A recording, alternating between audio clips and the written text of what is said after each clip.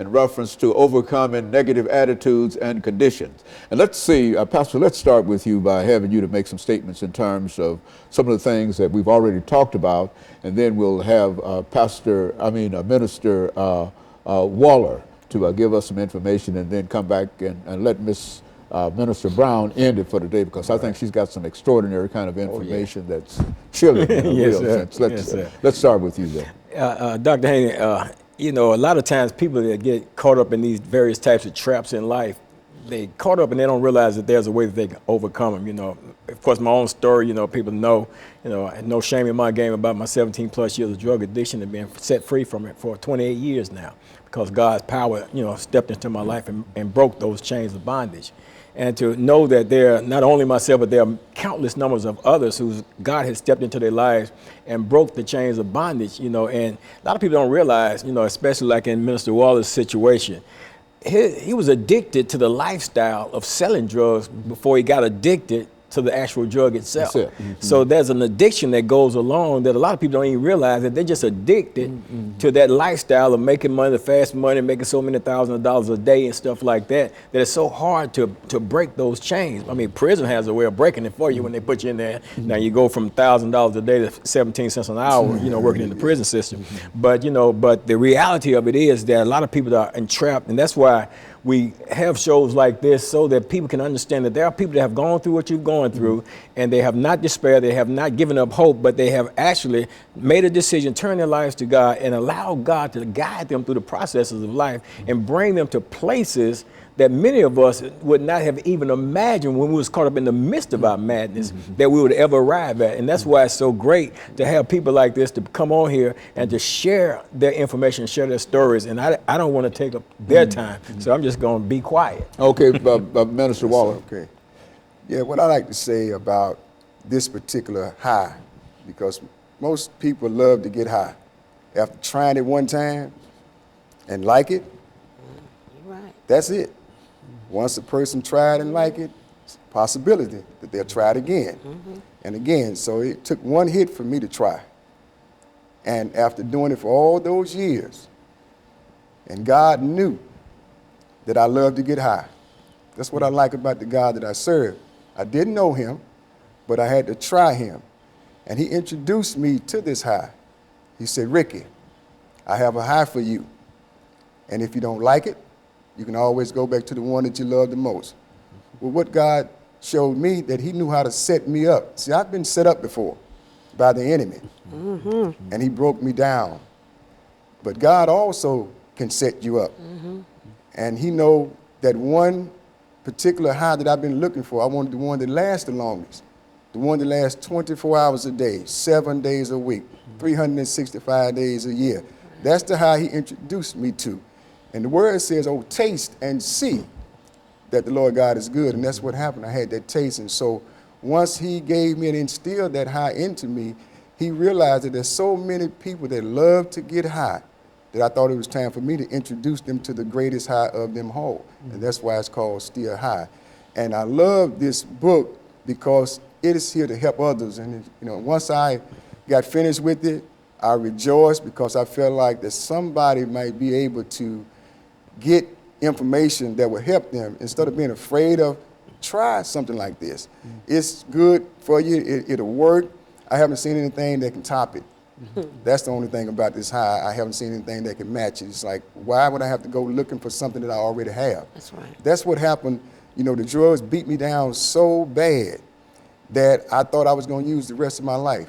But let me say this, it all came from me watching somebody else. So we have to be mindful of what we do in front of others. That's right.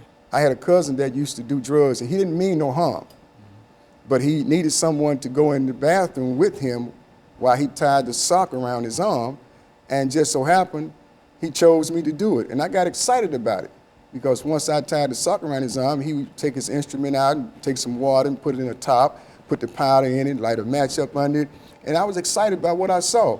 And then when he drew it up to fix it, to get ready to shoot it in his arm, he would tell me after he stuck the needle in his arm, he said, now loosen the sock. And then he would push it in, and then he would take it out and turn around and look at me. And this is what he would say to me, don't you never do this. And I'm thinking, why would you say don't ever do something that it looked like you're enjoying? And all I could think about at that young age is that one day I'm gonna get a chance to do that. Well, I grew up, he went to prison, he came back out, he would go to prison and get back out. And finally, this time he was in prison when the drug ended up in my hand, he sent me a letter and said he heard about I was using heroin. I didn't know what I was gonna say when he got back because he didn't stay very long. He was a thief. They don't keep you very long when you go out stealing. So, but anyway, when he got back, I shared with him, I said, yeah, I'm doing it, but I'm not doing it the way. I never stuck a needle in my arm, but I snorted it for all those years and it gave me the same result. It beat me down. Right. Yeah. Mr. Brown, Minister Brown. Well, from prison to praise, I just want everybody to know that whatever prison you're in, just learn how to praise your way through.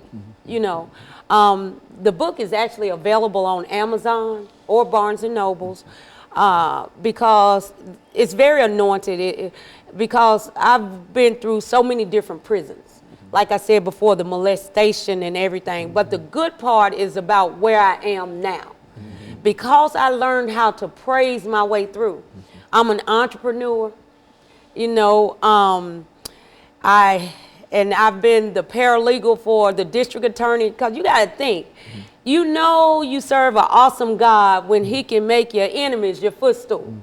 The same district attorney that sent me to prison is the same one that I was working for and still do some work for from time to time now, as a matter of fact. But that just goes to show when we learn how to praise our way through, God can turn some things around for you. Because life will try to beat you down and make you think that I can never do any better, that I'm so doped out that this is all, or even the things you talking about, watch what we do around other people. Even when we've heard so long, you're going to grow up and be just like your daddy. You're going to grow up and be just like your mama.